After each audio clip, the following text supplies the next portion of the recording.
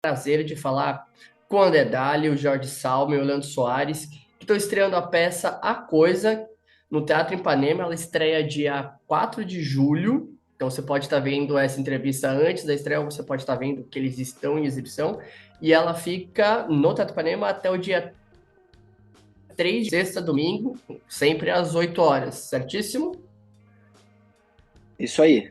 Então vamos lá, tá? Vou começar pelos os três, aí vocês fazem um jockey pô, um dois ou um, alguma coisa assim, porque eu tava lendo sobre a peça e vocês dividem muita coisa, divide direção, divide texto. Como é que é esse problema de um meio que mandar no outro, falar, não, não, não, essa cena não tá boa, faz de novo. Eu também dirijo, né? Não gostei dessa parte. Como é que vocês fazem essa troca? Porque vocês estão envolvidos os três em várias partes técnicas na peça. E obrigado pelo tempo dos três. Quem começa? Quer falar, Gê? Não, posso começar. É, que realmente foi uma coisa que a gente foi descobrindo ao longo do processo como é que ia ser esse jogo de nós três, já que nós decidimos que não íamos ter um diretor. Eu acho que essa peça, ela tem muito de um reencontro de três amigos que a gente se conhece desde o tablado, né? A gente fez tablado juntos desde os 15 anos e tal. Então tem uma celebração dessa troca, dessa energia, dessa cumplicidade.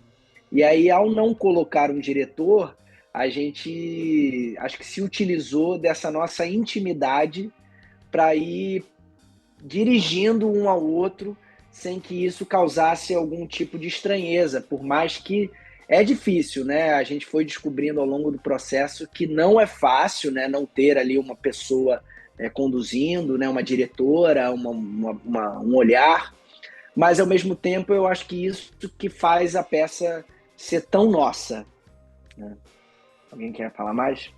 Para mim, Concluir. eu gostei muito do que a gente acabou construindo, porque eu sinto que o nosso processo ele foi meio que assim um exercício de desapego, porque, né, porque você disse assim sobre a gente mandar um no outro, e eu não sei se a gente sentiu muito isso, assim, sabe, que a gente estava mandando um no outro. Uhum. O que eu percebo que eu exercitei muito era uma confiança muito forte nos meus parceiros, assim, sabendo que a minha ideia é essa, mas tem duas pessoas aqui que eu confio muito, que estão tendo uma ideia que não é a mesma que a minha. Então, de vez em quando, calma aí, não, mas deixa eu tentar convencer eles, porque eu tô muito confiante. Mas, na maior parte das vezes, isso não podia ter muita força, sabe? Assim, não vou ficar aqui lutando desesperadamente para convencer. Eu confio aqui no que está acontecendo. Se não for do jeito que eu tô pensando, vai ser do jeito que alguém que eu confio muito tá pensando. Então, para mim, assim, foi um exercício muito rico. Eu achei muito legal. Eu acho que, na verdade, quando você. Eu acho que tem um lugar onde a gente se salva e que tem a ver com a amizade que o Jorge menciona. É que quando você gosta muito do outro, eu não acho que também isso precisa ser só entre quem é amigo. Como a gente é amigo, é muito mais fácil. Mas talvez entre artistas que se admiram verdadeiramente e que conseguem não entrar num lugar de competição, que é muito natural nessa nossa profissão, até né, na forma como ela atende ao que é o mercado da nossa profissão, digamos assim, né? Então é muito natural a competição, mas entre nós três, eu acho que a única competição que vai haver entre nós três em cena é uma competição meio num lugar esportivo. Mas não num lugar esportivo onde um ganha do outro, mas onde todo mundo brinca, porque a gente realmente gosta de se divertir. A gente gosta de provocar o outro, de sacanear. Só que como a gente é muito amigo e, ao mesmo tempo, como a gente se admira muito como artista, não é aquele lugar em que um quer se sobressair ao outro. Não, a gente quer todo mundo, e é de verdade, não é uma fala demagógica para dizer, a gente é tão desapegado. A gente quer ver o outro muito bem. O André e o George são dois dos atores que eu mais admiro. Quando a gente fazia tablado, no nosso início, inclusive, há outros atores e atrizes maravilhosos lá, mas o André e o George, coincidentemente, eram os dois que eu dizia achar os melhores. Eu falava, para mim, os melhores do tablado são o André e o George, e tem outros maravilhosos. Mas então, assim, tem muita amizade e tem muita admiração. Então, até eu como amigo, eu como parceiro de cena, até se eu fosse público, eu quero ver os dois da melhor maneira em cena. Então, e eu acho que é recíproco entre nós três. Então, no que um fala pro outro, por exemplo, eu fiz uma peça uma vez que o Jorge não gostou muito. E eu tava louco para encontrar com ele, porque eu queria saber o que ele não tinha gostado, porque aquilo ia ser bom para mim. Eu sabia que ele não tinha gostado, mas eu queria saber, queria que ele falasse mais. A gente, assim, em 3 minutos de conversa, eu saquei e falei, ele tá certo, sabe? Porque a gente tá certo em relação ao outro. Então, assim, claro que tem um embate de visões, tem um embate, mas assim, qual vai ser o resultado?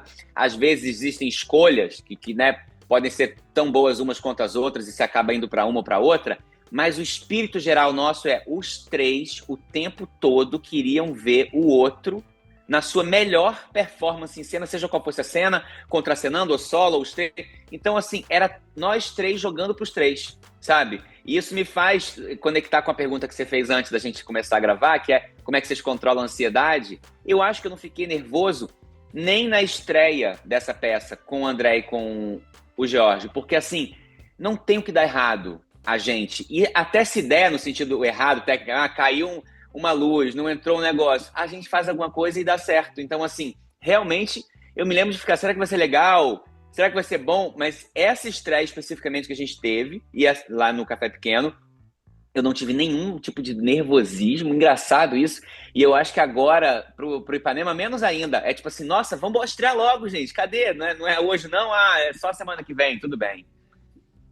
E eu acho que esse reencontro, ele também vem num momento que, assim, nós três já tivemos uma trajetória aí, né? Já temos uma experiência, já temos uma noção do que cada um, a assinatura de cada um, né? Então, ao longo do processo, também foi um tipo assim, cara, faz o que você confia, faz o que você sabe fazer, eu vou fazer o que eu sei fazer. Então, assim, cada um também foi assumindo, assim, o que gostaria de fazer nessa peça, né? Eu acho que tem esse negócio da gente estar agora se reencontrando, cada um mais maduro e com essa capacidade de ter uma assinatura própria, né? Tem uma história do Falabella com o Guilherme Caran, que é a primeira peça que eles fizeram juntos, que eles ainda não eram conhecidos nem nada, que é Miguel Falabella e Guilherme Caran finalmente juntos. Sendo que eles não eram famosos ainda e tal. Então eu acho que acho que a gente também tem um pouco esse lugar, mesmo que ninguém saiba que a gente era amigo desde sempre e tal, acho que tem um finalmente juntos, assim, sabe? Sim. E, Leandro, pegando você, porque você comentou uma coisa, e vocês sentem muito que, por como hoje você tem muitos produtos sobre distopia, que vai facilitar o público se ligar um pouco mais com a peça, porque hoje você tem filme, série, livro, você sente que o pessoal, o público se liga mais com a peça de vocês por causa disso, dessa popularização, digamos assim, de distopias? Eu acho que sim, porque as modas vão e voltam, né? Se fosse no Uhum. sentido até porque é cíclico mesmo, é legal, a gente renova, olha para uma época anterior e traz referências. E eu acho que assim, já houve momentos em que as distopias, não vou saber precisar quais décadas e quais momentos, mas eu tenho certeza que distopias, tipo Blade Runner, que é um filme distópico, não é ficção científica, houve momentos de distopias, mas eu acho que a gente está agora num momento especial de distopia, muito porque talvez a nossa comunicação principal hoje seja o audiovisual que vai para o streaming, né? E a gente tem o Black Mirror, que eu acho que abriu isso alguns anos atrás, e mais recentemente a gente tem o Ruptura, que é o apogeu das distopias de agora, e várias outras nesse meio do caminho, né, acontecendo.